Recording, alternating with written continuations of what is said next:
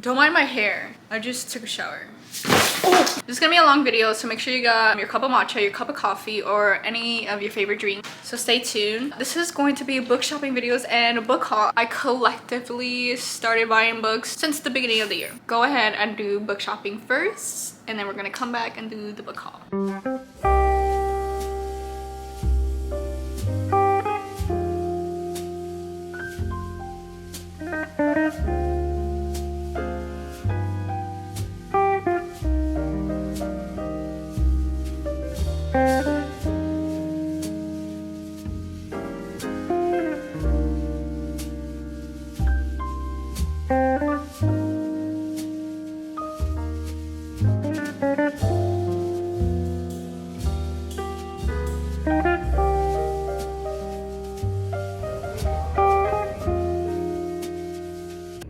I'm about to throw up, actually. Alright guys, we made it to Barnes. We made it to Barnes.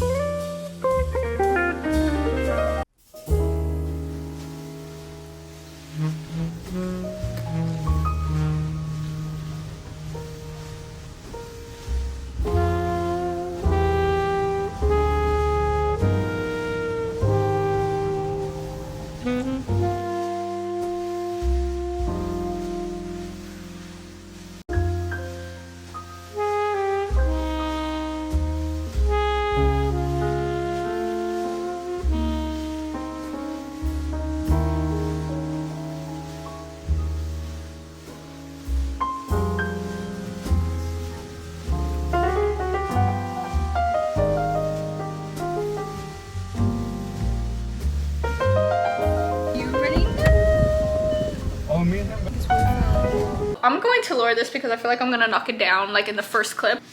Oh, some of the half-price books that I got from there is in this bag. But before we get to the book selection that I got from there, George actually found me this vinyl, the Marias. Oh my god, look how beautiful it is.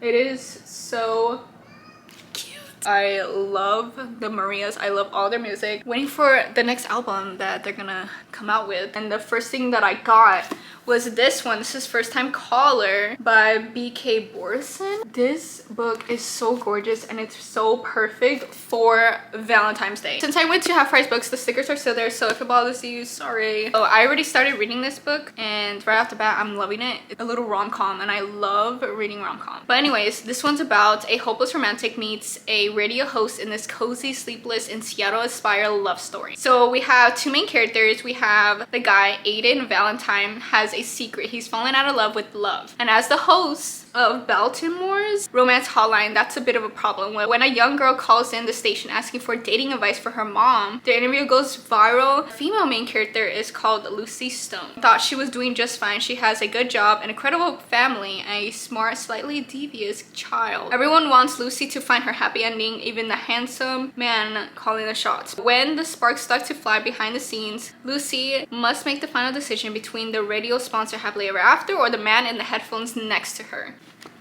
So cute. I can't wait to read this book. And everyone raves about this book. It is called Heartless Hunter. And I love this cover. I believe the second book is already out, so I need to get to it. I need to start reading this series already. I believe this is a romantasy, but let's see what this is about. An enemies to lovers doesn't get more high stakes than a witch and a witch hunter falling in love spends her nights as the Chrism Moth, a witch who rescues her kind from being purged. When a rescue goes wrong, she decides to throw the witch hunters off her scent. He soon realizes that beneath her beauty and shallow is someone fiercely intelligent and tender who feels like he is his perfect match. I am so excited. I've been getting into romantasy and I love it. So the next book that I got, this one is called Expiration Dates. Being single is playing the lottery. There's always been a chance that with one piece of paper you could win it all. Daphne Bell believes the universe has a plan for her. Every time she meets a new man, she receives a slip of paper with his name and a number on it, the exact amount of time they will be together. The papers told her she'll spend 3 days with Martin in Paris, 5 weeks with Noah in San Francisco, and 3 months with Hugo, her ex-boyfriend turned best friend. Daphne has been receiving the number papers for over 20 years. always wondering when there might be the one without an expiration date. Finally, the night of a blind date at her favorite Los Angeles restaurant, there's only one name, Jake. But as Jake and Daphne's story unfolds, Daphne knows that things Jake does, the information that if he found out will break his heart. This is a gripping, emotional, passionate, and yes, heartbreaking novel. Once I'm ready to cry, I'll probably pick up this book. The last book that I got from Half Price Books, I got this book,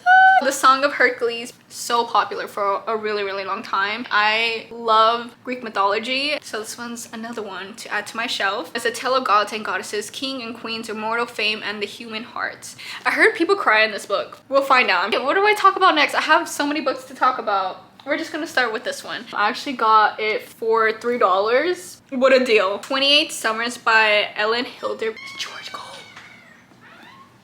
I know for sure The Hotel Nantucket and this book are like the top two from Ellen Hildebrand that I've seen. It's the late spring of 2020. And Jake's wife, Ursula, is the front runner in the upcoming presidential election. Link is sure they've been a mistake. How do Mallory and Jake know each other?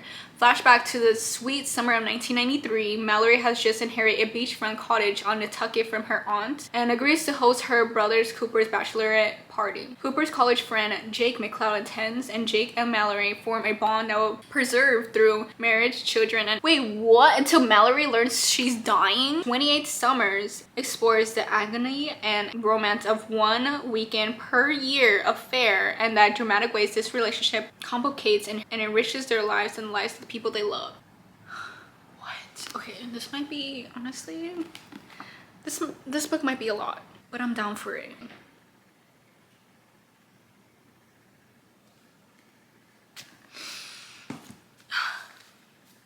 We're not gonna tear up. We don't even know what that book is about. The book of the month books selection that I received for the mail. Book of the month, if you are watching this, or if you want to sponsor me, let me know. So we're going to be talking about Beautiful Ugly by Alice Feeney. I love Alice Feeney, and right now her books are literally top tier for thrillers. They're literally plot twist, jaw-dropping. This one is a new release of this year in 2025. So this one is a gripping and delicious dark thriller about marriage and revenge. Author Grady Green is having the worst day of his life. He calls his wife Abby to share some exciting news as she is driving home. He hears Abby slam on the brakes when she sees something on the road ahead. Finds her car by the cliff edge. The headlights are on. The driver's door is open. Her phone is still there, but his wife has disappeared. A year later, Grady is still overcome with grief and desperate to know what happened to Abby. He can't sleep, he can't write, so he travels to a tiny remote Scottish island to try to get his life back on track, and then he sees the impossible, a woman who looks exactly like his missing wife. That seems interesting. It's famous last words. So this is another thriller, and it says, one morning he's your husband, and by nightfall he's a criminal, and these are his famous last words. About a new mother whose world is upended when her husband commits a terrible crime.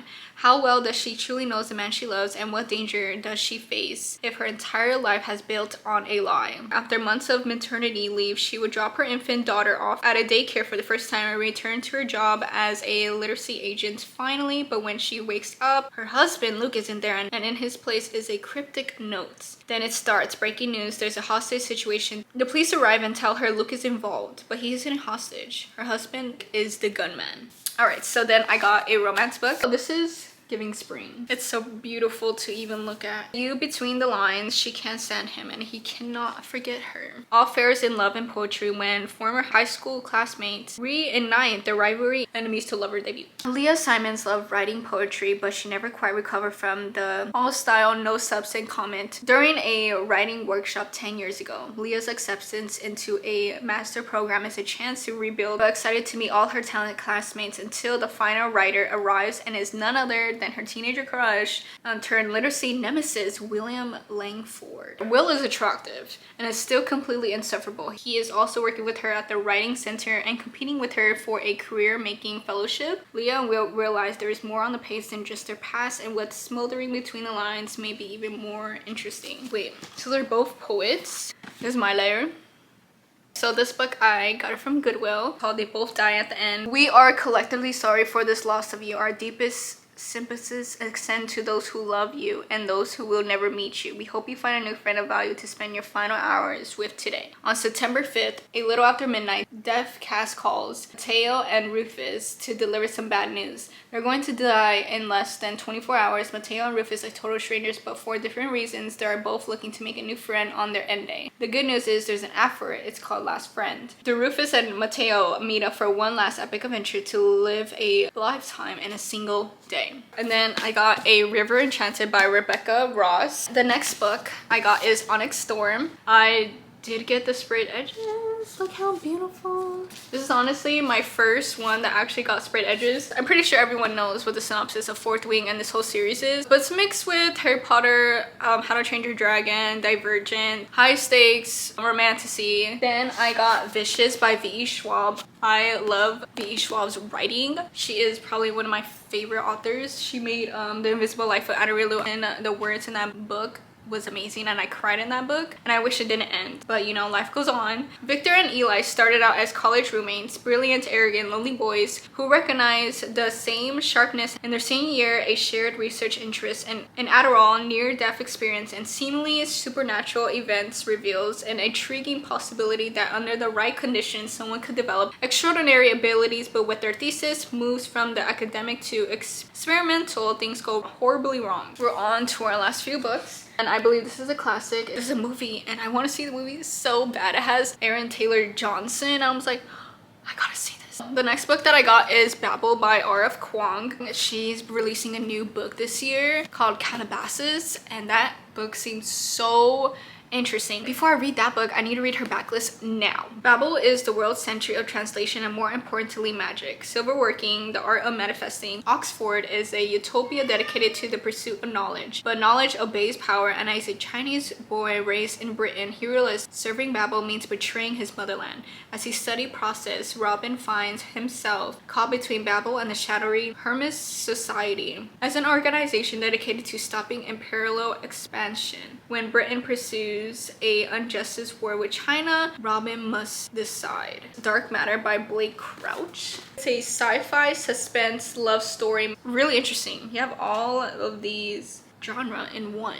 Are you happy with your life? Those are the last words that Jason hears before the kidnapper knocks him unconscious, before he wakes to find himself stabbed, surrounded by strangers in suits. Before a man he never meets smiles down at him and says, "Welcome back, my friend. In this world he woken up to, Jason's life is not the one he knows. His wife is not his wife. His son was never born, and Jason is not an extraordinary college professor. Is this the life or the other that's the dream? And even if the home he remembers is real, how will Jason make it back to his family he loves?" I feel like this is gonna be a huge roller coaster. So the next book I got is 7 Days in June. 7 Days to Fall in Love, 15 Years to Forget, and 7 Days to Get It All Back Again. Eva Mercy is a single mom and best-selling writer. Shane Hall is a award-winning novelist who, to everyone's surprise, shows up in New York. We have two writers. This is gonna be really good. When Shane and Eva meet unexpectedly at a Black literacy event, sparks fly. But what no one knows is that 15 years earlier, teenage Eva and Shane spent one crazy week madly in love and has been secretly writing to each other in their books ever since. Over the next 7 days, a steamy Brooklyn summer, Eva and Shane reconnect. Out of the Woods by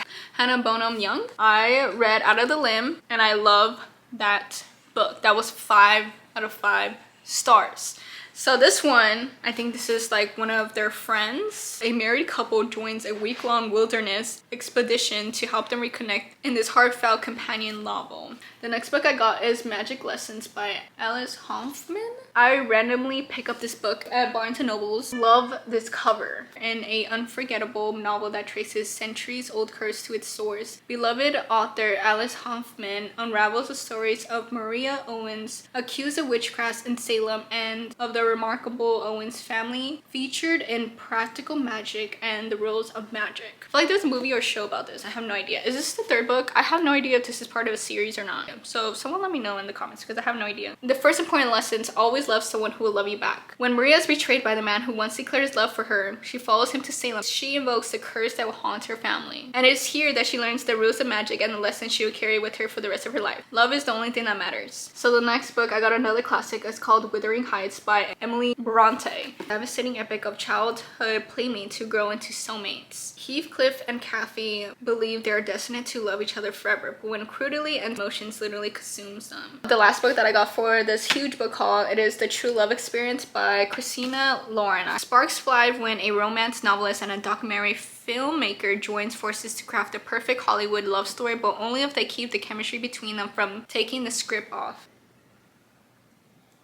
Live with your life like a romance novel. Fizzy has never ever been in love. Lust, definitely. But the soon road they can't stop thinking about him. Compressing feeling she describes in her book. Nope, never, worse still. And the optimist she spent her career encouraging readers is starting to feel like a lie. Connor, documentary filmmaker and a single father, loves his work because it allows him to live near his daughter. But when his profit-minded boss orders him to create a reality TV show, Connor is out of the limits and concerned for his professional reputation.